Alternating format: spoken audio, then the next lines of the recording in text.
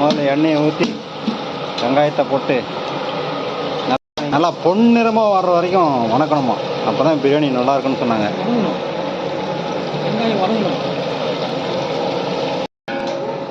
வெங்காயம் பொன்னிறமாக வரத்துக்கு ட்ரை பண்ணிகிட்ருக்கு.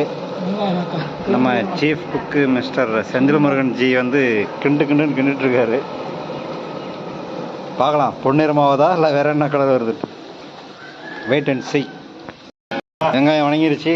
அடுத்தபடியா மட்டன் போடுறோம். Mutton okay.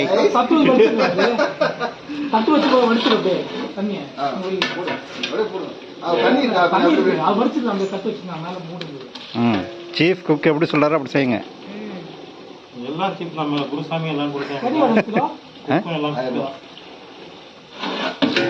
இந்த நுனிப்புல்லா சாப்பிட்ட ஆடு அதோட கறி தான் வந்து மாடு அசோக் சாருக்கு. நுனிப்புல்லா சாப்பிட்டு ஆமாம். இந்த ஆட்டுக்கு வந்து 4 கால் தான், ஒரு தலை, அதில் வெட்டின கறி தான் இது மட்டன். பாருங்க ஆட்டில் ரத்தம் வந்துருக்கும் போல இருக்கு. சிவப்பா தண்ணி கூட சிவப்பா இருக்கு.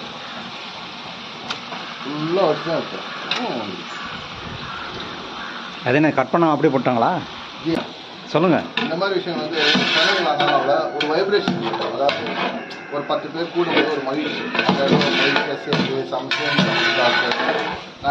10 பேர் அந்த நண்பர்கள்லாம் சேர்ந்து சந்தோஷமாக பேசி ஒரு 6 நாள் ஒதுக்கும்போது அந்த ஹோல் டீமுக்கே வந்து ஒரு நல்ல வைப்ரேஷன் கிடைக்கும். அது வந்து ஒரு 2-3 மாதத்துக்காக குறைந்தபட்சம் பேசப்படும்.